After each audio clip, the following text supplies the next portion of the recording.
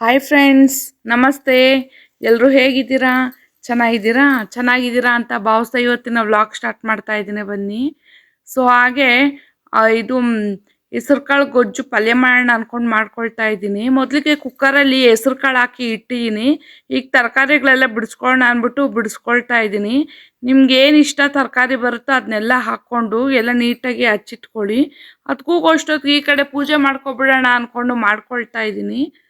ಅವತ್ತು ಬೆಳಿಗ್ಗೆ ಒಂದು ಸ್ವಲ್ಪ ಹೂವು ಇರಲಿಲ್ವಲ್ಲ, ತಡಿ ಅಂದ್ಬಿಟ್ಟು ಸಂಜೆಗೆ ಹೂವು ತಗೊಬರ್ತೀನಿ ಅಂತ ಹೇಳಿದರು. ಸೊ ಬೆಳಗ್ಗೆ ಏನು ತಗೊಳ್ಳೋದಕ್ಕಾಗಲಿಲ್ಲ, ಹಾಗೆ ದೀಪ ಹಚ್ತಾ ಇದ್ದೀನಿ. ಆವತ್ತಿನ ದಿನ ಶನಿವಾರ ಆಗಿತ್ತಲ್ವ, ಹಂಗಾಗಿ ಪೂಜೆ ಮಾಡಿಬಿಟ್ಟು ಬೆಳಿಗ್ಗೆ ಒಂದು ದೀಪ ಹಚ್ಬಿಟ್ಟು ಸಾಯಂಕಾಲ ಎಣ್ಣೆ ದೀಪ ಹಚ್ಚೋಣ ಅಂದ್ಕೊಂಡು ಪೂಜೆ ಮಾಡಿಬಿಟ್ಟು ಇದಾದಮೇಲೆ ಈ ಕಡೆ ನೋಡಿ ಹೆಸರು ಕಾಳು ಇಟ್ಟಿದ್ನಲ್ವ, ಈಗ ಹೆಸರು ಕಾಳೆಲ್ಲ ಬೆಂದಿದೆ. ಹೆಸರು ಕಾಳು ಬೆಂದಿದ್ದಾದ್ಮೇಲೆ ಒಂದು ಪಾತ್ರೆಗೆ ಹಾಕ್ಕೊಂಡು ಎಲ್ಲ ಹಾಕ್ಕೊಂಡು ಇನ್ನೊಂದು ಪಾತ್ರೆಗೆ ಆ್ಯಡ್ ಮಾಡಿಕೊಂಡೆ. ಈ ಕಡೆ ತರಕಾರಿ ಎಲ್ಲ ನಿಮ್ಗೆ ಏನೇನು ತರಕಾರಿನೋ ಅವೆಲ್ಲ ಹಚ್ಕೊಳ್ಳಿ. ಕ್ಯಾರೆಟು, ಬೀನ್ಸು, ಬೀಟ್ರೋಟು ಅಥವಾ ಹೂಕೋಸು, ಏನು ತರಕಾರಿ ಆದರೂ ನಿಮ್ಮ ಚಾಯ್ಸು ಎಲ್ಲ ಹಾಕ್ಕೊಂಡು ನೀಟಾಗಿ ಎಲ್ಲ ಬೇಯಿಸ್ಕೊಳ್ಳಿ. ಈ ಕಡೆ ಒಂದು ಬಾಣಲಿ ಇಟ್ಬಿಟ್ಟು ಎಣ್ಣೆ ಹಾಕ್ಕೊಂಡು ಈರುಳ್ಳಿ, ಟೊಮೊಟೊ ಎಲ್ಲ ಹಾಕ್ಕೊಂಡು ನೀಟಾಗಿ ಚೆನ್ನಾಗಿ ಫ್ರೈ ಮಾಡ್ಕೊಳ್ಳಿ.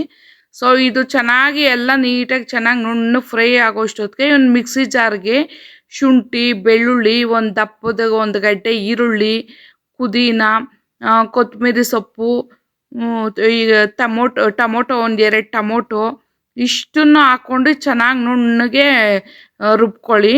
ಸೊ ಅದು ರುಬ್ಕೊಂಡಿದ್ದು ಆದಮೇಲೆ ಇದು ಫ್ರೈ ಆಗಿತ್ತವಲ್ಲ, ಅದು ಫ್ರೈ ಆದಮೇಲೆ ಇದಕ್ಕೆ ಹಾಕ್ಕೊಳ್ಳಿ. ಇದು ಚೆನ್ನಾಗಿ ಫ್ರೈ ಆಗಬೇಕು ನೋಡಿ.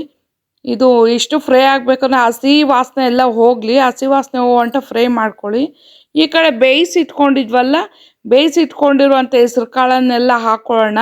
ಅದೊಂದು ಸ್ವಲ್ಪ ಫ್ರೈ ಆಗಲಿ. ಆಮೇಲೆ ತರಕಾರಿ ಎಲ್ಲ ಬೆಂದಿರೋ ಎಲ್ಲ ತರಕಾರಿಗಳೆಲ್ಲ ಹಾಕ್ಕೊಳ್ಳೋಣ. ಇದು ಒಂದು ಸ್ವಲ್ಪ ನಿಮ್ಗೆ ಎಷ್ಟು ಬೇಕೋ ಅಷ್ಟು ಮಸಾಲೆ ರುಬ್ಬಿದ್ವಲ್ಲ ಅದಕ್ಕೆಲ್ಲ ಆ ನೀರು ಹಾಕ್ಕೊಂಡು ಉಪ್ಪು ಹಾಕ್ಕೊಳ್ಳಿ. ಅದಾದಮೇಲೆ ಗರಂ ಮಸಾಲ, ಧನಿಯಾ ಪುಡಿ, ಚಿಕನ್ ಮಸಾಲ, ನಿಮಗೆ ಆಮೇಲೆ ಬೇಕು ಅಂದರೆ ನೀವು ಎಗ್ ಮಸಾಲ ಬರುತ್ತಲ್ವ, ಎಗ್ ಮಸಾಲನೂ ಅಷ್ಟೇ ಒಂದು ಸ್ಪೂನ್ ಹಾಕ್ಕೋಬೋದು, ಟೇಸ್ಟ್ ಚೆನ್ನಾಗಿ ಕೊಡುತ್ತೆ.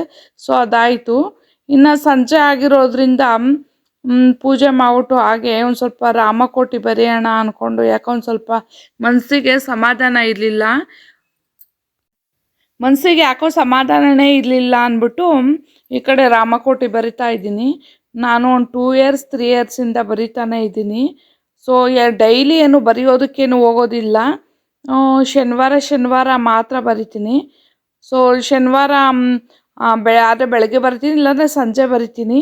ಈ ಕಡೆ ಅದಾಯ್ತು, ಪೂಜೆ ಎಲ್ಲ ಆದಮೇಲೆ ರಾಮಕೋಟೆ ಎಲ್ಲ ಆಯ್ತಲ್ಲ, ಈ ಕಡೆ ಪೂರಿ ಮಾಡಿಬಿಡೋಣ. ಅದಕ್ಕೆ ಚಪಾತಿ ಮಾಡೋಣ ಅಂದ್ಕೊಂಡೆ. ಸೊ ಚಪಾತಿ ಬೇಡ, ಪೂರಿ ಮಾಡಿಬಿಡೋಣ, ತುಂಬ ದಿನ ಆಗಿತ್ತಲ್ಲ, ಪೂರಿ ಮಾಡೋಣ ಅಂದ್ಕೊಂಡು ಮಾಡ್ಕೊಳ್ತಾ ಇದ್ದೀನಿ. ನೋಡಿ, ನಾನು ಸೋಡಾ ಹಾಕಿಲ್ಲ, ಏನೂ ಹಾಕಿಲ್ಲ. ಎಷ್ಟು ಚೆನ್ನಾಗಿ ಉಬ್ಬು ಬರ್ತಾ ಇದೆ ಅಂದರೆ ನಾವು ನಾದುವಾಗ ನಮ್ಮ ಕೈಯಲ್ಲಿರೋದದು. ಫಸ್ಟು ನಾವು ಮಿಕ್ಸ್ ಮಾಡ್ಕೊಳ್ಳುವಾಗೇ ಚೆನ್ನಾಗಿ ನಾದ್ಕೊಬಿಟ್ರೆ ಚೆನ್ನಾಗಿ ಈ ಥರ ಉಬ್ಬು ಬರುತ್ತೆ.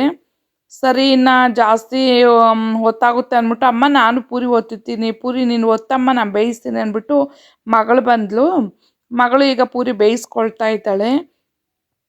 ಪೂರಿಗೂ ಹೆಸರು ಕಾಳು ಗೊಜ್ಜಿಗೂ ತುಂಬ ಚೆನ್ನಾಗಿತ್ತು. ಸೊ ನಾನು ಮಾಡಿರೋ ಥರ ನೀವು ಒಮ್ಮೆ ಟ್ರೈ ಮಾಡಿ, ತುಂಬ ಟೇಸ್ಟ್ ಅಂತೂ ತುಂಬ ಚೆನ್ನಾಗಿರುತ್ತೆ. ಸೊ ಅದಾದಮೇಲೆ ಈ ಕಡೆ ಟಿಫನ್ಗೆ ಅಂದ್ಬಿಟ್ಟು ಮಕ್ಕಳಿಗೆ ಈ ಕಡೆ ಪಾಸ್ತಾ ಮಾಡ್ಕೊಳ್ಳೋಣ ಅಂದ್ಬಿಟ್ಟು ಮಾಡ್ಕೊಳ್ತಾ ಇದ್ದೀನಿ. ಎಣ್ಣೆ, ಈರುಳ್ಳಿ, ಟೊಮೊಟೊ ಎಲ್ಲ ಚೆನ್ನಾಗಿ ಫ್ರೈ ಮಾಡಿಕೊಂಡು, ಪಾಸ್ತಾ ಎಲ್ಲ ಚೆನ್ನಾಗಿ ಬೇಯಿಸ್ಕೊಂಡಿರ್ತೀವಲ್ಲ, ಆವಾಗೆಲ್ಲ ಚೆನ್ನಾಗಿ ಬೇಯಿಸ್ಕೊಂಡು, ಇದಕ್ಕೆ ಒಂದು ಸ್ವಲ್ಪ ಮಿಸ್ ಆಗಿದೆ, ದಯವಿಟ್ಟು ಕ್ಷಮಿಸಿ. ಒಂದು ಸ್ವಲ್ಪ ತರಕಾರಿಗಳು, ಆಮೇಲೆ ಈರುಳ್ಳಿ ಹೂವು ಬರುತ್ತಲ್ಲ, ಈರುಳ್ಳಿ ಹೂವು ಎಲ್ಲ ಫ್ರೈ ಆದಮೇಲೆ ಪಾಸ್ತಾ ಹಾಕ್ಕೊಂಡು, ಅದಕ್ಕೆ ಚಿಕನ್ ಮಸಾಲ, ಗರಂ ಮಸಾಲ, ಆಮೇಲೆ ಮ್ಯಾಗಿ ಮಸಾಲ ಇವೆಲ್ಲ ಹಾಕ್ಕೊಂಡು, ಕೊನೆಯಲ್ಲಿ ಈರುಳ್ಳಿ ಹೂವು ಬರುತ್ತೆ, ಈರುಳ್ಳಿ ಹೂವು, ಕೊತ್ತಂಬರಿ ಸೊಪ್ಪೆಲ್ಲ ಹಾಕ್ಕೊಂಡು ಚೆನ್ನಾಗಿ ಒಂದು ಸ್ವಲ್ಪ ಫ್ರೈ ಮಾಡ್ಕೋಬೋದು. ಇದಕ್ಕೆ ಬೇಕು ಅಂದರೆ ನಿಮಗೆ ಸಾಸ್ ಕೂಡ ಹಾಕ್ಕೊಂಡು ತಿನ್ಬೋದು. ಕೆಲವು ಬೇಕು ಅಂದರೆ ಹಾಕ್ಕೊಳ್ಳಿ, ಇಲ್ಲ ಅಂದರೆ ಸ್ಕಿಪ್ ಮಾಡ್ಕೊಳ್ಳಿ. ಚೆನ್ನಾಗಿತ್ತು ಟೇಸ್ಟು.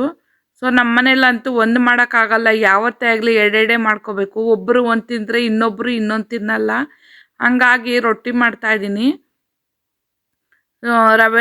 ಚಿರೋಟಿ ರವೆಯನ್ನು ಅಕ್ಕಿ ರೊಟ್ಟಿ ಹಾಕ್ಕೊಂಡು ಒಂದು ಸ್ವಲ್ಪ ರೊಟ್ಟಿ ಹಾಕ್ತಾಯಿದ್ದೀನಿ. ಏಕೆಂದರೆ ಮಕ್ಳಿಗೆ ಅದಿಷ್ಟ ಅಂದ್ಬಿಟ್ಟು ನಾವು ದೊಡ್ಡವರಾಗಿ ನಾವು ಅದನ್ನ ತಿನ್ನೋಕ್ಕಾಗಲ್ವಲ್ಲ. ಹಂಗಾಗಿ ಏನೇ ಮಾಡಲಿ ಮಕ್ಳಿಗೊಂದು ಇಷ್ಟ, ದೊಡ್ಡವ್ರಿಗೊಂದು ಮಾಡಲೇಬೇಕು ನಮ್ಮ ಮನೆಯಲ್ಲಿ.